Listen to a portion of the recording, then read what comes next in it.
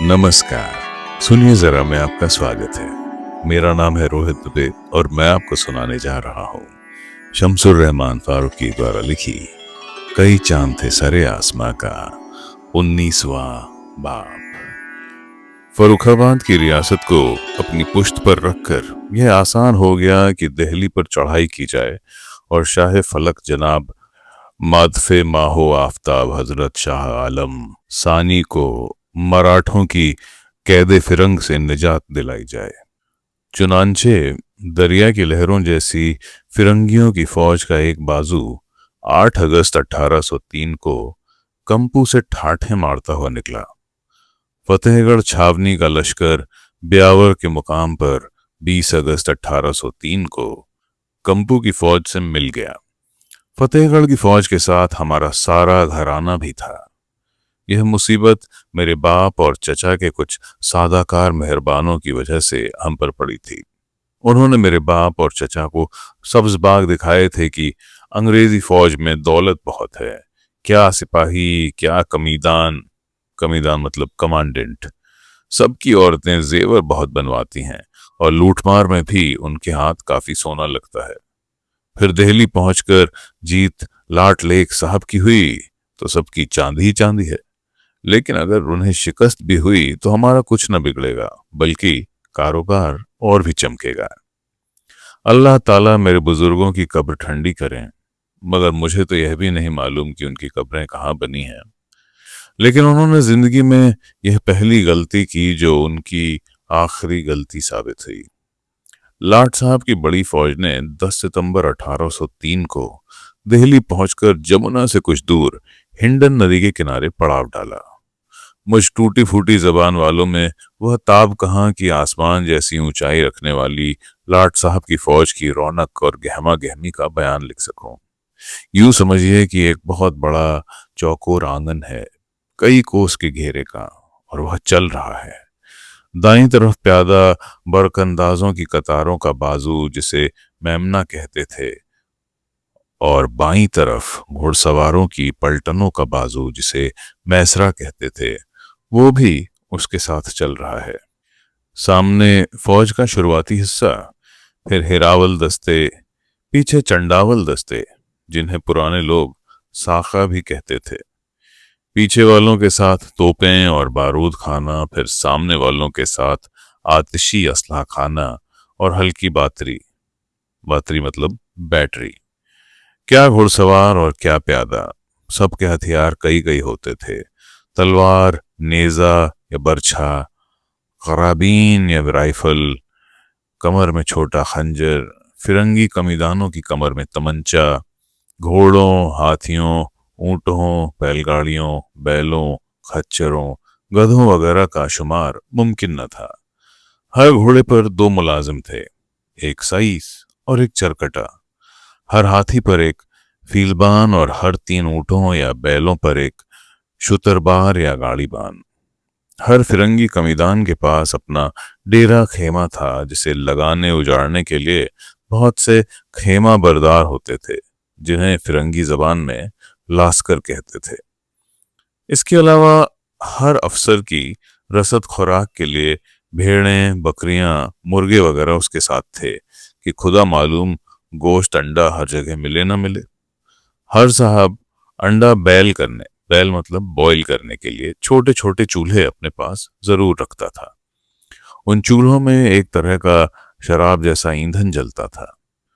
फिरंगी कमीदानों के साथ खादिमों की भारी भीड़ भी थी। हर लेफ्टेन यानी लेफ्टिनेंट के साथ कम से कम 10 मुलाजिम, हर कप्तान के साथ कम से कम 20, और उसके ऊपर बटालियन कमीदान के मुलाजिम 30 से कम न थे। जर्नैल साहिबान और लाट साहब के शागिर्द पेशों की गिनती तो नामुमकिन थी। फिर बहुत से अफसर, सबके सब फिरंगी, अपनी मेमों के साथ थे। उनकी खादिमाएं और आयाएं सेविकाएं अलग। चंडावल दस्ते के साथ ही साथ अनाज बेचने वाले चलते थे। 10-12 हजार लड़ियों पर अपना माल लादे हुए ये चींटे की चाल चलते थे, और सारी फौज को भी उनकी चाल चलनी पड़ती थी। सब मिलाकर 1-1.5 लाख आदमी रहे होंगे।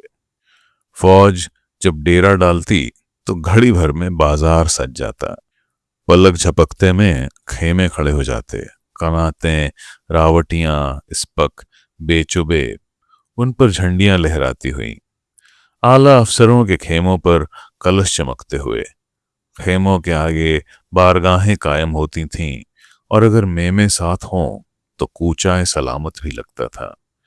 शहर की तरह यहां भी बाजार अलग अलग थे। गल्ला फरोश, गोश्त फरोश, भटियार, खासकर पराठे, कुलचे और कबाब बेचने वाले तो थे ही, लेकिन कई भटियार खानों में आला दर्जे के बावर्ची और नान पकाने वाले भी साथ थे। अंग्रेज दुकानदार सौदागर कहलाते थे। वो सिर्फ शराब और बिस्किट वगैरह का धंधा करते थे।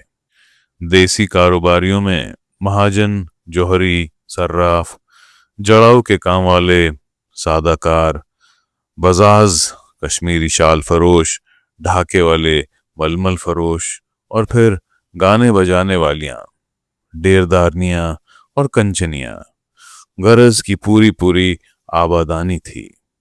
सबके अलग अलग बिस्तर, ठीहे और कूचे थे।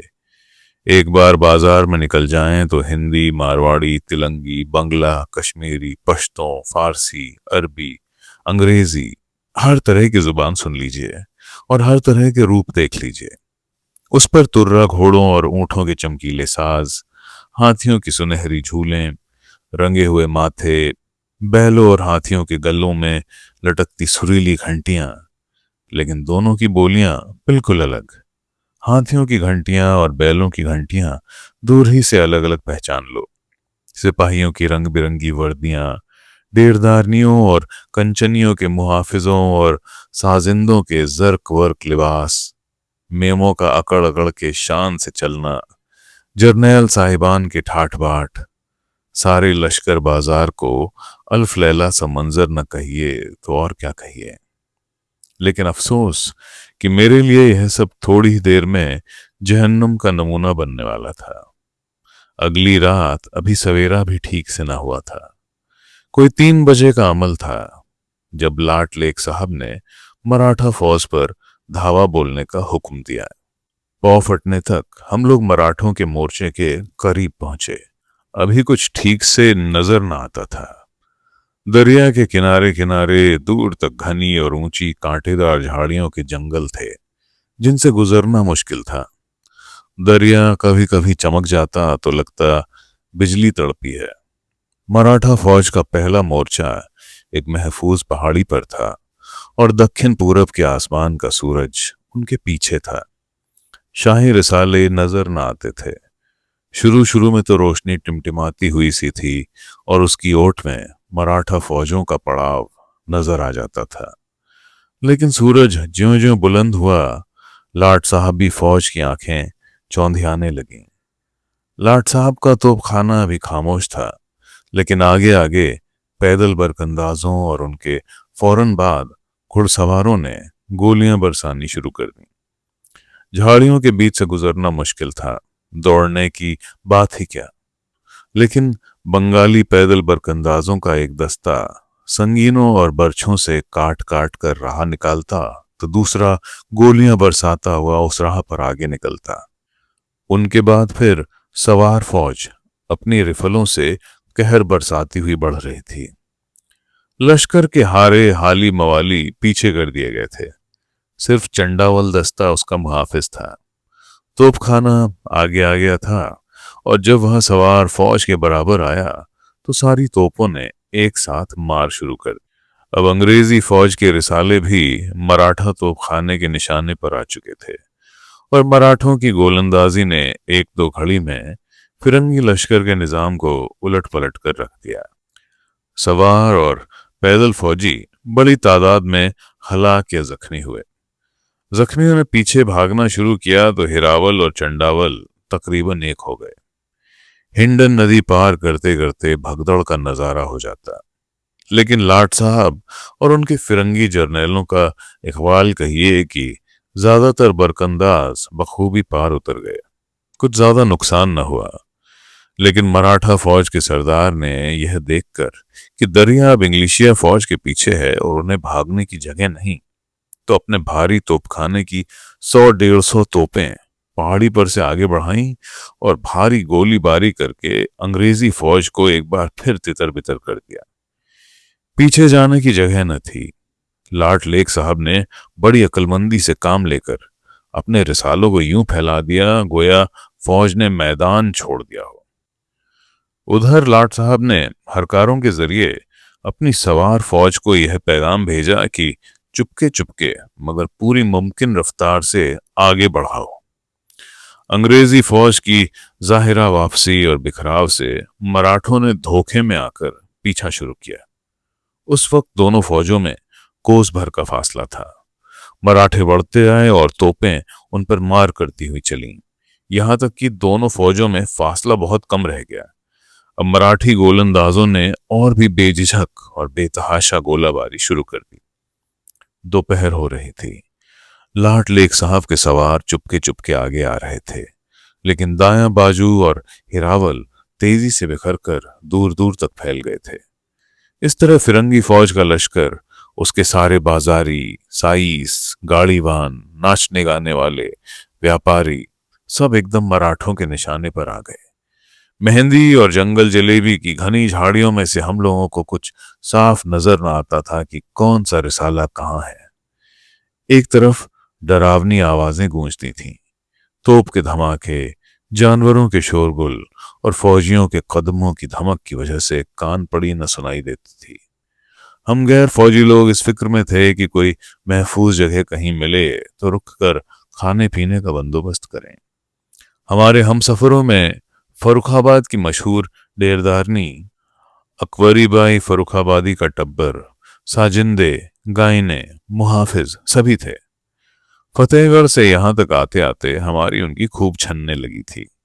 उनके गोरखा बंदूकची ने एक मुनासिब जगह तलाश की और हमारे खेमे वहां फौरन खड़े किए जाने लगे। लेकिन अचानक लगा कि सूरज टूट कर हम पर आ गिरा है। मराठा हमसे इतनी दूर न थे जितना हम समझ रहे थे। फिर उनकी पहलकदमी सुनाई भी नहीं देती थी। अभी हम अपनी बैलगाड़ियों की हिफाजत से बाहर निकलकर खेमों में जाने का बंदोबस्त कर ही रहे थे कि दर्जनों गोले आकर सीधा हम पर पड़े।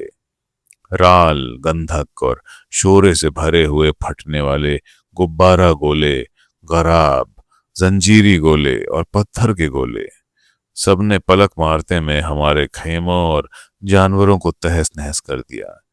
मेरे प्यारे माँ बाप, चचा, खाला, शागिर्द पेशा, जानवर सब हलाक हो गए।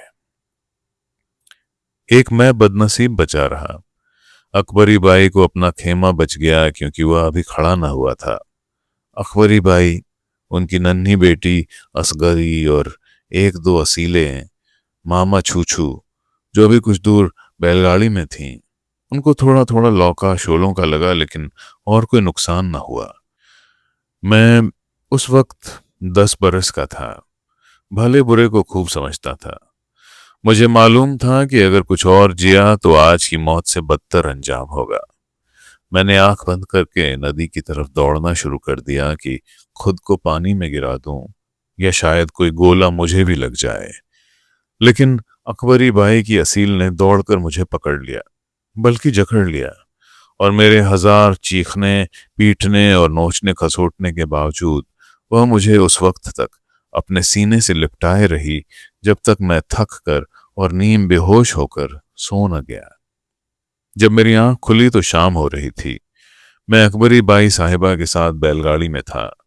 फौज का शोरगुल थम गया था। न भागने वाले नजर आते थे, न उनका पीछा करने वाले।